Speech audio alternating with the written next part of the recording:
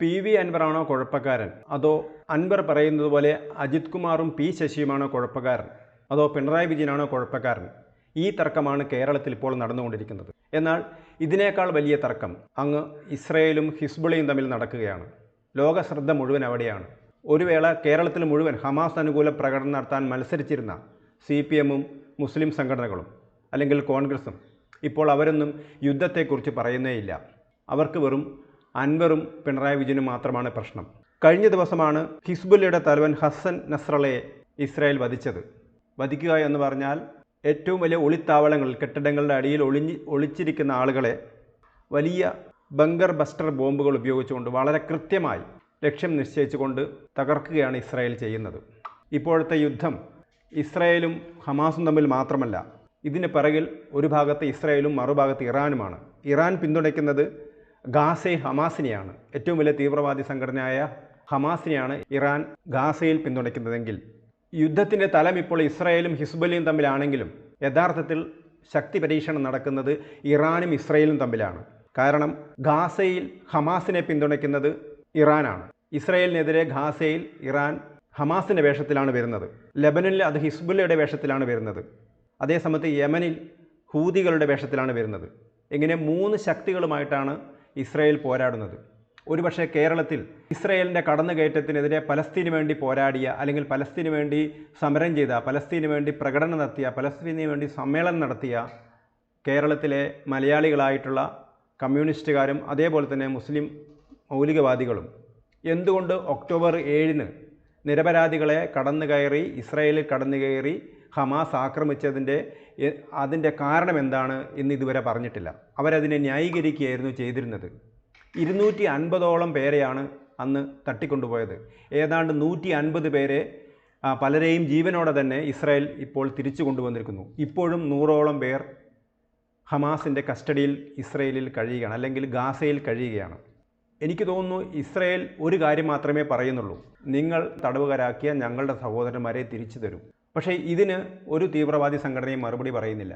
ഇന്ന് ഇവർ ആരോപിക്കുന്നത് ഇപ്പോൾ അമേരിക്കയുടെ പിന്തുണയോടെയാണ് ഇസ്രായേൽ ആക്രമണം നടത്തുന്നത്. കാരണം ഏറ്റവും ആധുനികമായ യന്ത്ര ഉപകരണങ്ങൾ ഉപയോഗിച്ചുകൊണ്ടാണ്, യുദ്ധ ഉപകരണങ്ങൾ ഉപയോഗിച്ചുകൊണ്ടാണ് ഇസ്രായേൽ ആക്രമണം നടത്തുന്നത്. തലതൊട്ടപ്പന്മാരൊക്കെ കൊല ചെയ്യപ്പെട്ടിരിക്കുന്നു. ഹമാസിൻ്റെ ഏറ്റവും തലതൊട്ടപ്പനായ നേതാവായിരുന്നു ഇസ്മായിൽ ഹനിയെ ഇസ്രായേൽ കൊലപ്പെടുത്തി. ഇപ്പോൾ ഹിസ്ബുല്ലയുടെ ഏറ്റവും തലതൊട്ടപ്പനായ നേതാവാണ് ഹസൻ നസ്രുള്ള. അദ്ദേഹത്തെ കൊലപ്പെടുത്തി കഴിഞ്ഞു. ഇന്ന് അവർക്കൊരു അരക്ഷിത ബോധം വന്നിരിക്കുന്നു. ഇനിയെങ്കിലും ഒക്ടോബർ 7-ാം തീയതി നടന്ന ആക്രമണത്തിൽ തട്ടിക്കൊണ്ടുപോയ, തടങ്കലിലാക്കിയ നെതന്യാഹു അത് വളരെ വ്യക്തമായിട്ട് പറയുന്നു: തടങ്കലിലാക്കിയ ആളുകളെ തിരിച്ചു കൊണ്ടുവരും. നെതന്യാഹു ഐക്യരാഷ്ട്രസഭയിൽ പോയി അദ്ദേഹം പറഞ്ഞത്, നിങ്ങൾ 250 പേരെ തട്ടിക്കൊണ്ടുപോയി, 150 പേരെ ജീവനോടെയോ അല്ലാതെയോ ഞങ്ങൾ രക്ഷിച്ചു, അല്ലെങ്കിൽ അവരുടെ മൃതദേഹങ്ങളെങ്കിലും തിരിച്ച് കൊണ്ടുവന്നു. അവരുടെ ബന്ധുക്കൾ ഇസ്രായേലിൽ കഴിയുന്നുണ്ട്. അപ്പം നിങ്ങൾ തടവിലാക്കിയ, കൊല്ലാൻ ഉദ്ദേശിച്ച 100 പേരെ തിരിച്ചു തരൂ എന്ന് മാത്രമാണ് പറയുന്നത്. ഒരു പ്രദേശത്ത് ഭീകര ആക്രമണം നടത്തി തടവിലാക്കിയ ആളുകളെ തിരിച്ചു നൽകാൻ എന്തുകൊണ്ട് തീവ്രവാദികൾ തയ്യാറാവുന്നില്ല? അതേപോലെ തന്നെ ജീവിച്ചിരിക്കുന്ന ആളുകളെ തിരിച്ചു തരുകയും മരിച്ചവരുടെ മൃതദേഹങ്ങളെങ്കിലും നിങ്ങൾ തിരിച്ചു തരൂ എന്നാണ് നെതന്യാഹു ആവശ്യപ്പെട്ടിരിക്കുന്നത്. അവരുടെ ബന്ധുക്കൾ ഇസ്രായേലിൽ കഴിയുകയാണ്. ഒക്ടോബർ 7-ന് ഹമാസ് ഗാസയിൽ നിന്ന് ഇസ്രായേലിലേക്ക് ആക്രമണം നടത്തോടുകൂടിയാണ് ഈ 1 വർഷമായി നീണ്ടു നിൽക്കുന്ന ആക്രമണ പരമ്പര തുടങ്ങിയത്. അതവിടെ അവസാനിച്ചില്ല. ഒക്ടോബർ 8-ന് ഹിസ്ബുല്ലയും ആക്രമണം നടത്തി. ലെബനൻ ഭാഗത്ത് നിന്ന് ഹിസ്ബുല്ലയും ഇസ്രായേലിന് നേരെ ആക്രമണം നടത്തി.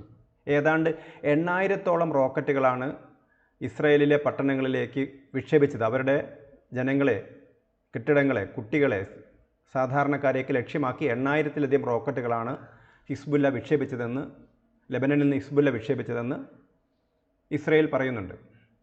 2 ആഴ്ച കഴിഞ്ഞ് ഇറാൻ പിന്തുണയുള്ള ഹൂതികൾ യമനിൽ നിന്ന് ആക്രമണം നടത്തുന്നു. അങ്ങനെ 3 വശത്തുനിന്നും ഇസ്രായേലിന് നേരെ ആക്രമണം നടത്തുകയാണ്. പക്ഷേ കേരളത്തിൽ സമാധാനത്തിന് വേണ്ടി പ്രകടനം നടത്തുന്ന, അല്ലെങ്കിൽ പലസ്തീന് വേണ്ടി പ്രകടനം നടത്തുന്ന ഒരൊറ്റ ആൾ പോലും ഇസ്രായേലിന് നേരെ നടത്തുന്ന ആക്രമണങ്ങളെക്കുറിച്ച് പറഞ്ഞില്ല. അപ്പോൾ കേരളത്തെ സംബന്ധിച്ചിടത്തോളം വളരെ വ്യത്യസ്തമായ രീതിയിലാണ് ഇതിനെ വിശകലനം ചെയ്യുന്നത്. നേരത്തെ തന്നെ കേരളത്തിൽ അറിയപ്പെടുന്ന സാഹിത്യകാരനായിരുന്ന, ഒരുപക്ഷെ ഇടതുപക്ഷത്തോടൊക്കെ അടുത്ത് ബന്ധപ്പെട്ടിരുന്ന OV വിജയൻ, കേരളത്തിലെ എല്ലാവരും രാഷ്ട്രീയത്തിന് അതീതമായി പിന്തുണച്ചിരുന്ന അല്ലെങ്കിൽ രാഷ്ട്രീയത്തിന് അതീതമായി സ്നേഹിച്ചിരുന്ന ബഹുമാനിച്ചിരുന്ന OV വിജയൻ അദ്ദേഹത്തിൻ്റെ ഒരു കുറിപ്പ് ഇപ്പോൾ സാമൂഹ്യ മാധ്യമങ്ങളിൽ വൈറലാവുന്നുണ്ട്.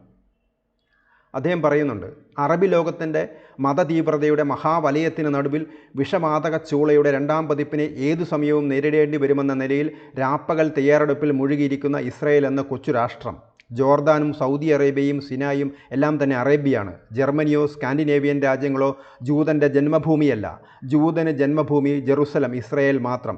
പലസ്തീനികളെ അസ്ത്രീകരിക്കുന്നതിനും ഇസ്രയേലിനെതിരെ യുദ്ധങ്ങൾ സംവിധാനം ചെയ്യുന്നതിനും മുടക്കിയ മുതലിൻ്റെ ഒരു ഭിന്നിതം മാത്രം മതിയായിരുന്നു പലസ്തീനികളെ ജോർദാനിലോ സീനായിലോ കുടിയിരുത്താൻ. 2 കൊല്ലം മുമ്പ് ഇസ്രായേലി പ്രശ്നത്തെക്കുറിച്ച് ഇന്ത്യൻ എക്സ്പ്രസ്സിൽ അന്ന് OV വിജയൻ എഴുതിയ കുറിപ്പാണ്. 2 കൊല്ലം മുമ്പ് ഇസ്രായേലി പ്രശ്നത്തെക്കുറിച്ച് ഇന്ത്യൻ എക്സ്പ്രസ് പത്രാധിപർക്ക് ഒരു കത്തും മലയാളത്തിൽ ഒരു ലേഖനവും എഴുതാൻ ഞാൻ മുതിർന്നു. കത്ത് പത്രം പ്രസിദ്ധീകരിച്ചു. എന്നാൽ മലയാളത്തിലെ ലേഖനത്തിന് വിചിത്രമായൊരു സ്വീകരണമാണ് ലഭിച്ചത്. എൻ്റെ ലേഖനങ്ങൾ പ്രസിദ്ധീകരിക്കാറുള്ള മാതൃഭൂമിയും മനോരമയും അവരുടെ വാരികകളും അനുബന്ധ മറ്റു പ്രസിദ്ധീകരണങ്ങളും ലേഖനം തിരിച്ചയച്ചു. ഇടതുപക്ഷത്തിൻ്റെ ഔപചാരിക ബാധ്യതയുള്ള കലാകൗമുദിയെപ്പോലുള്ള പത്രങ്ങൾക്ക് ഞാൻ ആ ലേഖനം അയച്ചു കൊടുക്കുവാൻ മെനക്കെട്ടില്ല.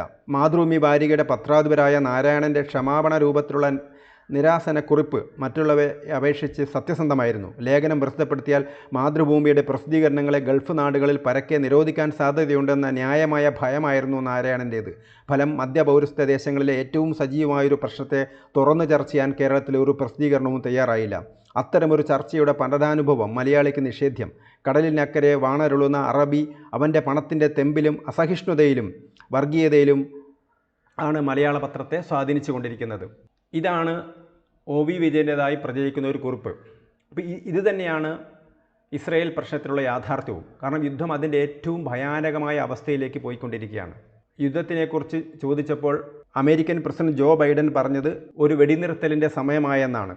ഇപ്പോഴും ഇസ്രായേലിൽ ആക്രമണം നടക്കുകയാണ്. 2 ദിവസങ്ങൾക്കുള്ളിൽ ഏതാണ്ട് 1000-ഓളം പേരാണ് മരിച്ചിരിക്കുന്നത് ലെബനനിൽ മാത്രം. അപ്പോൾ ഇനി ഹൂതികൾക്ക് നേരെയും അതേപോലെ തന്നെ ഗാസയിലൊക്കെ തന്നെ ഇസ്രായേൽ പോരാട്ടം നടത്തും. കാരണം ഇസ്രായേലിനെ സംബന്ധിച്ചിടത്തോളം അവർക്ക് അവരുടേതായ ന്യായങ്ങളുണ്ട്. കാരണം അവർക്ക് ജീവിക്കാനുള്ള അവരുടെ അവകാശത്തെ ചോദ്യം ചെയ്യുകയാണ്. അവർക്ക് നേരെ നിരന്തരമായ ആക്രമണങ്ങൾ നടത്തുകയാണ്.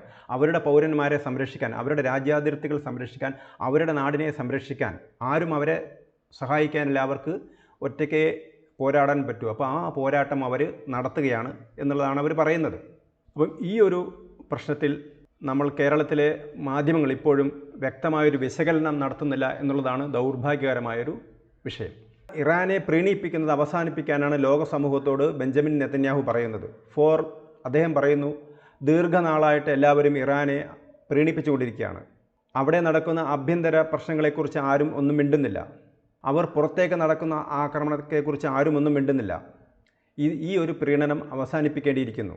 ഇറാൻ്റെ ആണവ പരീക്ഷണത്തിന് പൂർണ്ണമായിട്ട് സാങ്ഷൻ UN തയ്യാറാകണം എന്നാണ് അദ്ദേഹം പറയുന്നത്. അദ്ദേഹം തെഹ്റാന് കൊടുക്കുന്ന മുന്നറിയിപ്പ്, നിങ്ങൾ ഞങ്ങളെ ആക്രമിച്ചാൽ ഞങ്ങൾ എന്തായാലും തിരിച്ചടിക്കും. There is no place in Iran where the long arms of Israel cannot reach. അതായത് ഇസ്രായേലിൻ്റെ ആയുധങ്ങൾക്ക് എത്തിപ്പെടാൻ പറ്റാത്ത ഒരു സ്ഥലവും ഇറാനിലില്ല എന്നാണ് നെതന്യാഹു പറയുന്നത്. അവരെ സംബന്ധിച്ചിടത്തോളം അതൊരു ജീവൻ മരണ പോരാട്ടമാണ്.